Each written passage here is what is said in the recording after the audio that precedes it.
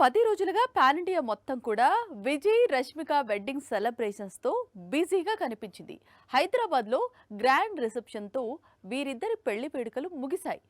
ఇప్పుడు ఏంటి కొత్త జంట ప్లానింగ్ ఏంటి అంటే ఏముంది, సింపుల్, మళ్ళీ షూటింగ్ అంటున్నారట. విజయ్ దేవరకొండతో పెళ్లితో అత్తారింట్లోకి అడుగుపెట్టింది రష్మిక. అయితే విరోష్ వెడ్డింగ్ కి ముందు వీరిద్దరూ కొద్ది రోజులు సినిమాలకు బ్రేక్ ఇచ్చి విదేశాల ట్రిప్ కు వెళ్తారని బాగా ప్రచారం సాగింది. కానీ విరోష్ కు అలాంటి ఆలోచనలు లేవట.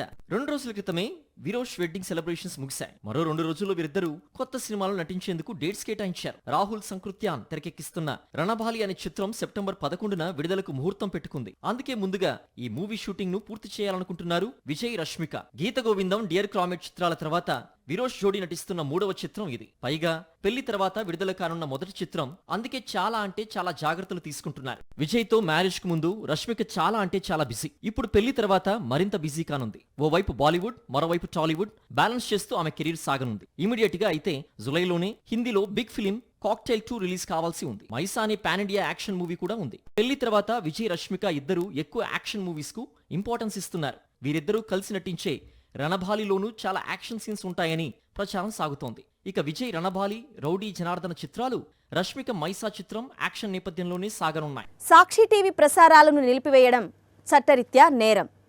సాక్షి టీవీ ప్రసారాల కోసం మీ స్థానిక కేబుల్ ఆపరేటర్ని వెంటనే సంప్రదించండి. డిటిహెచ్లో, ఇంటర్నెట్లో కూడా సాక్షి టీవీ ప్రసారాలను వీక్షించవచ్చు.